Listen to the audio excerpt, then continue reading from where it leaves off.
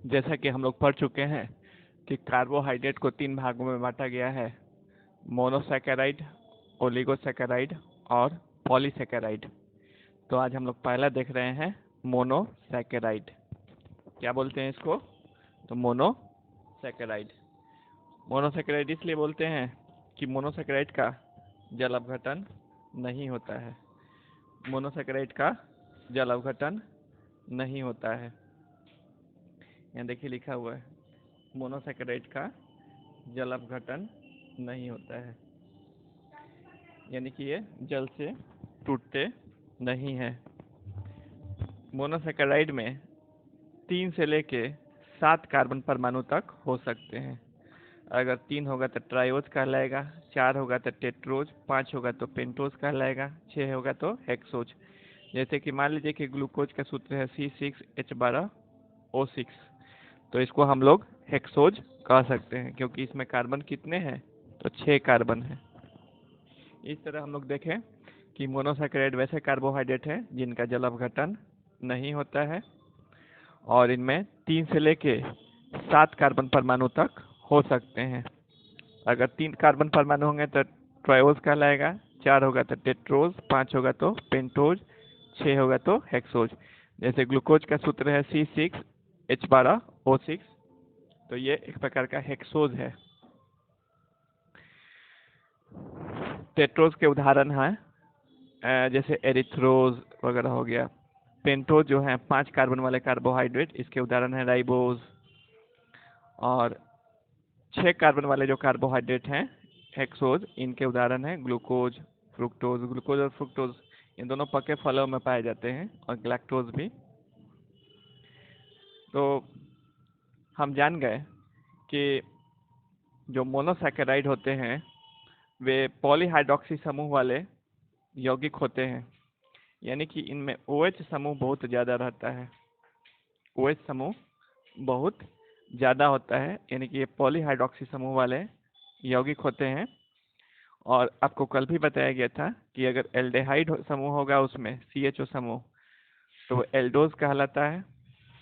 और कीटोन समूह होगा CO समूह, तो उसको कीटोज कहते हैं।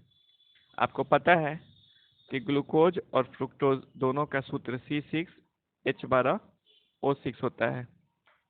तो जब ग्लूकोज और फ्रुक्टोज का सूत्र एक ही होता है तो अंतर क्या है? तो अंतर यही है कि ग्लूकोज में एल्डेहाइड समूह CHO होता है और फ्रुक्टोज में कीटोन समूह यानी कि CO समूह होता है।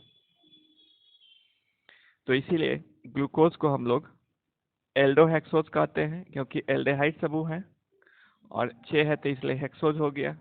और फ्रुक्टोज को हम लोग कीटोहेक्सोज कहते हैं। फ्रुक्टोज को क्या कहते हैं? कीटोहेक्सोज, क्योंकि कीटोन समूह है CO समूह प्लस 6 कार्बन है, तो इसलिए कीटोहेक्सोज कहलाता है। इसके बाद 2 नंबर जो है हमारा, उसका नाम है ओलिगोसैकेराइड।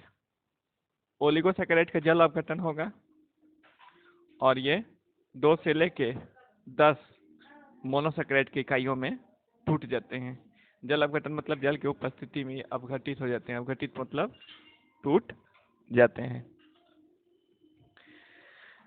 जैसे कि अगर हम सुक्रोज का बात करें, सुक्रोज का सूत्र है C12H22O11। C12H22O11 किसका सूत्र है? सुक्रोज का। तो सुक्रोज को अगर तोड़ेंगे ना, जल अपघटित करेंगे अम्ल की उपस्थिति में, अगर इसको तोड़ेंगे अम्ल जल के साथ उबाल कर, तो ये टूटेगा ग्लूकोज में और फ्रुक्टोज में। यानी कि जो C12H22O11 है, ये टूटने पर ग्लूकोज भी बनाएगा और फ्रुक्टोज भी बनाएगा। 2 भागों में टूट जाएगा क्योंकि 6-6-12 होता है ना। तो इस तरह से हम लोग देख सकते हैं कि जो ग्लूकोज का निर्माण होता है वो सुक्रोज से किया जा सकता है। तो इसमें जो 2 मोनोसैकेराइड इकाइयाँ हैं, यानी कि जैसे ग्लूकोज और फ्रुक्टोज, आपस में ग्लाइकोसिडिक बंधन के द्वारा जुड़े होते हैं। तो ओलिगोसैकेराइड या पॉलीसैकेराइड जो भी कार्बोहाइड्रेट होते हैं उनमें ग्लाइकोसिडिक बंधन पाया जाता है। ग्लाइकोसिडिक बंधन कैसे पाया जाता है? तो दो मोनोसैकेराइड आपस में जिस बंधन से जुड़े होते हैं उसे ग्लाइकोसिडिक बंधन कहते हैं। जैसे कि सुक्रोज का उदाहरण लेते हैं तो इसमें ग्लूकोज और फ्रुक्टोज आपस में जुड़े हुए हैं। किससे? तो ग्लाइकोसाइडिक बंधन के द्वारा, या ग्लाइकोसाइड बंधन भी इसको कहा जाता है। उसी तरीके से लैक्टोज का भी सूत्र वही है, C12H22O11। ये दूध में पाया जाता है जो ग्लूकोज और ग्लैक्टोज से बना हुआ है। ग्लूकोज और ग्लैक्टोज ना ग्लाइकोसाइडिक बंधन के द्वारा आपस में जुड़े होते हैं, जिससे कि लैक्टोज का निर्माण होता है। और जो माल्टोज है, माल्टोज का भी वही सूत्र है, यह अनाज में पाया जाता है। यह ग्लूकोज दो ग्लूकोज इकाइयों के मिलने से बना होता है। और तीसरा जो है पॉलीसैकेराइड। पॉलीसैकेराइड यानी कि इसके जल अपघटन से 10 से अधिक इकाइयां प्राप्त होती हैं। यानी कि इसमें असंख्य मतलब 10 से ज़्यादा, बहुत ज़्यादा मोनोसैकेराइड इकाइयां आपस में ग्लाइकोसाइडी बंधन के द्वारा जुड़ी होती हैं।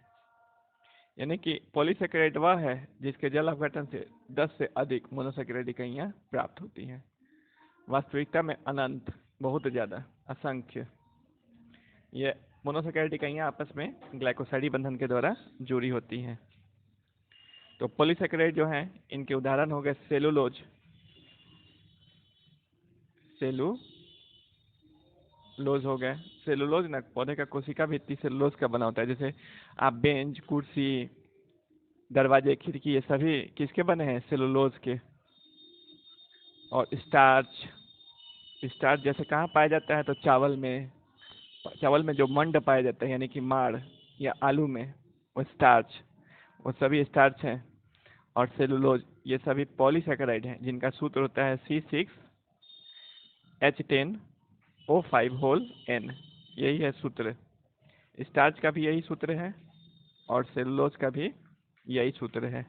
जो पॉलीसैकेराइड कार्बोहाइड्रेट होते हैं वे स्वादहीन होते हैं, यानी कि उनमें कोई स्वाद नहीं होता है और जल में अविलय होते हैं।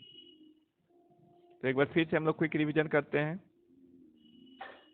मोनोसैकेराइड का जल अपघटन नहीं होता है। इसका उदाहरण हो गया ग्लूकोज और फ्रुक्टोज। और उसके बाद ओलिगोसैकेराइड का जल अपघटन होगा और 2 से 10 मोनोसैकेराइड इकाइयां प्राप्त होती हैं। इसका उदाहरण हो गया माल्टोज, सुक्रोज और लैक्टोज। सुक्रोज चीनी को कहते हैं और लैक्टोज दूध में पाया जाता है। पॉलीसैकेराइड में बहुत सारे इकाइयां प्राप्त होती हैं इसके जल अपघटन के द्वारा। पॉलीसैकेराइड के उदाहरण स्टार्च हैं और सेलुलोज हैं। ये स्वादहीन होते हैं, यानी कि ये मीठे नहीं होते हैं। आज की क्लास में इतने लेने दें। Thank you.